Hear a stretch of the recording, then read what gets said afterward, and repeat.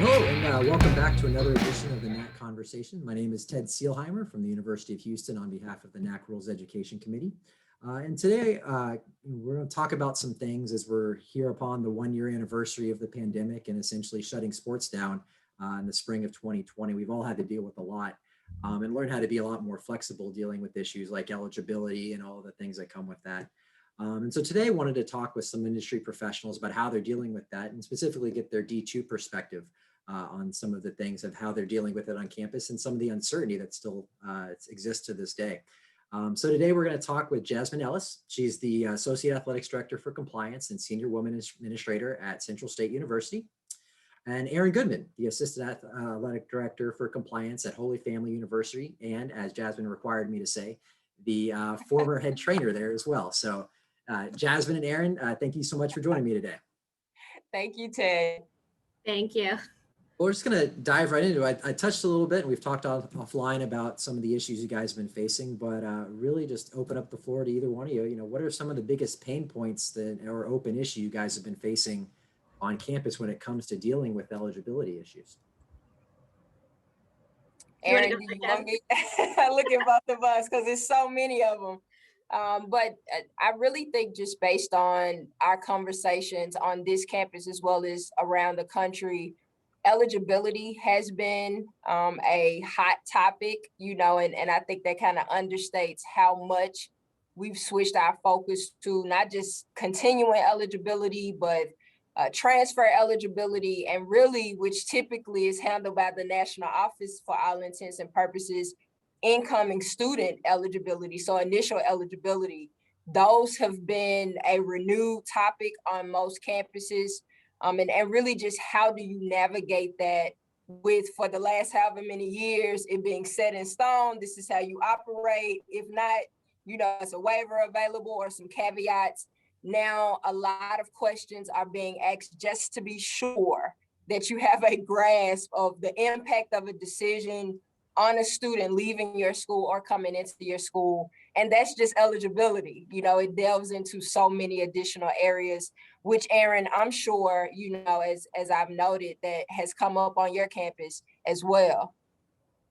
Yeah, definitely. I think the biggest thing that I'm dealing with are coaches who want to have those seniors continue on in the fall, especially for our soccer teams and our volleyball teams. But what does that look like in terms of their budgets? Because for our institutional policies for financial aid, typically we didn't award fifth year institutional aid to student athletes, and students in general. So it was kind of tough to work with the financial aid office to say, okay, what can we do to help these student athletes get their degree, stay here to be able to play, and what does that look like? So I know on my end, we've been dealing with, okay, can she fit a double major in? Is he going to graduate school, or when does their graduation timeline look like? So I think that's been the biggest issue for me so far. Yeah, and it's simple from my end as well, because we don't offer master's programming right now at my institution. And as a HBCU, we deal with a lot of first generation students. So even that conversation of continuing education past the undergraduate level really becomes, again, like a first generation conversation, because this is the first time that has even become a part of, this is what I'm going to do at Central State. So we're looking at the second baccalaureate, you know, potentially what does that look like to that student now? Will we be hindering them from enjoying, you know, a Division I experience as a graduate student, or enjoying a smaller experience on the D3 level and being able to get a master's, since we don't offer it? So that sentiment is felt fully at our school, not just from a scholarship and roster management perspective, but what would be the best for the student as it relates to just this year that's kind of hanging in the bounds. I know that we had to deal with a lot of those issues at the D1 level, with obviously our spring sport athletes who received those seasons back and had the eligibility extensions last year. Did you guys have to deal with it last summer? And if you did, are you going to have the same approach heading into this next year, or are you guys having to look at it as a totally different animal, since it's different sports and a different number of student athletes impacted by eligibility extensions? Well, from our perspective, a lot of that it was dictated by the spring sports that our conference sponsored. So on our campus, the only sport that we sponsored that's also sponsored, it gets so complicated, that's also sponsored is outdoor track and field. And so with the absence of the typical baseballs, softballs, and even in some regards, our fall sports participating in non-championship, we really have to look at it, as the impact that it'll have on fall of 2021, regardless of what the decision was for fall of 20, and these students now having the opportunity to potentially, do cross country, do indoor, and now outdoor again. Just as Erin put it, budget is really dictating from scholarship to number of people that can travel. And even from a campus perspective, everyone works on cycles. They were anticipating this group of students moving on, and now they're not only staying, but I still need a room. It still needs to be space in the caf. In addition to COVID is still going, so it's not just open for, come back, we'll figure out scholarship and start a new degree. We're still trying to figure out how that looks for the true freshmen coming in fall.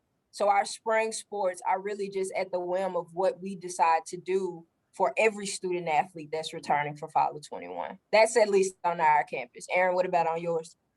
I think for me, the biggest thing, spring was kind of separate. But like you said, track, I think, is the biggest thing that I'm kind of trying to navigate because we've already increased our roster, probably doubled it from over the past 2 years. So we've had a pretty hefty roster, but now I've actually had a lot of opt-outs from track because I've had people who are maybe cross country. Well, we canceled our cross country season and that's where their bread and butter is really. And then they don't really want to do outdoor, or our indoor was canceled. So what that looks like for next year, again, going back to budgets, we still have to stay within our discount rate. We still have to stay within we do athletic averages for our each team budget. So, and I know especially for basketball, our basketball seasons were canceled. So if there's someone recruiting a position player, what does that look like for the seniors who are coming back or the juniors who may have wanted to step up? So I think I really feel for the student athletes because I think that's the biggest thing is trying to figure out what you want to do academically and fit that in athletically at the same time. Right. I mean, you may have a number of people who, have a job lined up. And so then are they going to delay that grad school? We actually had that. Yeah, we had, so over the summer, we had a graduate student. She wanted to play. She was from another school in our conference. And so because she was a graduate student, she was allowed to play within our conference. But she kind of like in August, was all of a sudden like, hey, I have this really great job lined up because of COVID. I can't afford like this. I don't know if this opportunity will come up again. So she just forwent her extra season of eligibility. So yeah.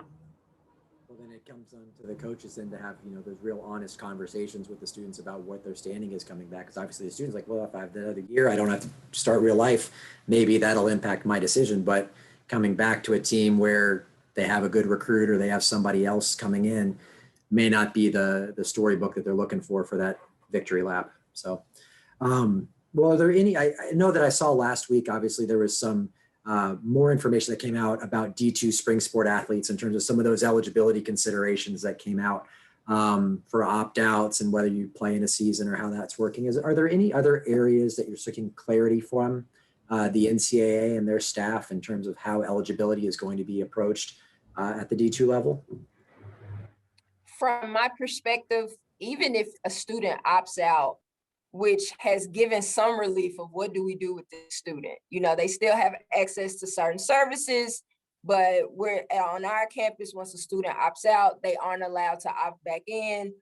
And so even in the areas that have been clarified, as soon as that is put out, then I'm sure, 40% of schools have a situation that's outside the scope of even that clarification. And so from my perspective, I just sent an email before we got on this call. And so let me be sure what I'm saying on this diagram is you know, really talking through the steps. If this student entered at this term and they are this classification and use this many semesters, even with that clarification, it applies to most cases, but as we all know on the call, your question really comes from the case that's not everything that's in the scenario, or this student's situation is different because they're a transfer and what type. Right. So the clarifications help. And I think Division II, I would be remiss if I didn't mention Division II does a good job of listening to the membership, understanding where we need more direction, and then providing it as much as they can. But again, when you're operating at the campus, you know, you actually know all of your institutional challenges. And as Erin mentioned, if you're public or private, that could be the difference in this being applicable to you. And, you know, we've had multiple conversations with students based on the changes and the clarifications. So it becomes increasingly difficult as an institutional compliance administrator when you have to apply the initial blanket waiver, then the clarification for the clarification, because it really could only address that one thing. And you know, you have a group that are dealing with multiple other things that I know we always say you can file a waiver for that. But as most campuses operate, you know, you're still doing NLIs and you're still operating a department where it can become challenging to have a conversation. And that's what we're going with, because 15 minutes later, they could put in a or that changed the whole interpretation of that waiver, the clarification. And now you have to create another Zoom call because, hey, everybody, forget everything I said yesterday. You know, this is how we need to do it on our campus. So again, I appreciate the National Office for the education and materials, but being on campus and seeing that student and speaking to them and knowing all of the questions that they have and the impact that a yes or a no could have today, it does become challenging to be confident in advising students, coaches, or really the community, because fans want to know as well. And your AD wants to be able to communicate if they can expect to see that senior that everybody was waiting to see this year, if we can even allow them to participate the next year. So it still is challenging, even with the updates of the updates from my perspective. And kind of going off the institutional rules, I really ran into that a lot with official visits and unofficial visits. Were we still going to have them? Because in the city of Philadelphia, their restrictions were way different than the state of Pennsylvania. So that was, I think, the toughest part, navigating, okay, well, what are we going to allow on campus? What does that look like? And then when we started having those travel restrictions, okay, someone wants to come from out of state. Well, are they going to be able to get access to a test? Are they going to be able to give us those results? What if they're on a plane? So I think a lot of those things were frustrating. But again, Jasmine, to echo what you said about the national office, I think those AdCom updates have been a lifesaver to be able to just go through the Q&A and find a specific question, because I think I've Googled, like, did the find within the document 100 times where I was like, okay, I think it's in here. And so I was able to really kind of give quick answers, which was helpful to student athletes, PSAs, and coaches throughout the whole thing. So that, I think, was the biggest help from the national office that we got during last summer and in the spring as well. No, we had the opportunity to talk to Chris Richardson on the D1 side, who's been keeping the D1 COVID Q&A up to date. And I think that we've all been relying on that. It'll be almost weird to be in a world where we're not relying on that as the first source information for how we're approaching situations going forward. But Erin, I think you brought up a good point. Obviously, there's a lot of other factors that are impacting these decisions that are going on. It's the institutional rules, it's the community, the state, the local municipality rules. Also, as you're talking about eligibility, you're funding, so the financial implications, financial aid rules, but also just the straight, Title IX implications for if you're going to extend funding for one sport, then make sure that you're keeping everything else in compliance with how you're keeping Title IX compliance.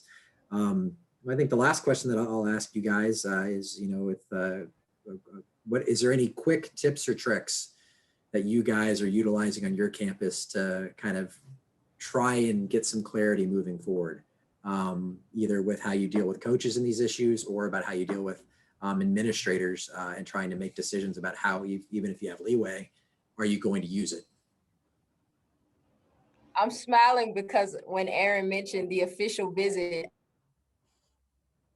our AD said, okay, we can have visits again. Recruiting calendars all shifted back to normal. And the first time I sent out the approved official visit, everyone was like, where are they coming from? Are they being tested when they show up? Do we have face masks? I mean, and you know, before it was just as long as certain departments knew that official visit was occurring. And now everybody has to know. There are outsiders coming on campus. Everybody make sure you're ready. So that would be just my overwhelming recommendation when you get into any conversation with anyone. Just make sure that they understand that you're giving them the information that's appropriate for right now, and that the likelihood of it changing is as likely as everything else. It will change. It can change, and it'll be immediate. So that would be my quick tip. Just transparent conversation, ensuring everybody is aware that your answers are based on what's true now, as opposed to what will be true tomorrow or within the next 15 minutes, depending on the subject. Sure. I think my quick tip, honestly, would be don't be afraid to ask. I've reached out to so many departments. If I didn't know something or if something was changed, I've just asked. If I haven't gotten an update, send an email. Because honestly, other offices on our campus are probably just as overwhelmed as we are, and they probably forgot about that email I sent. So I'm just like, hey, by the way, did you get my email? Which has saved me a lot of times, you know, with financial aid.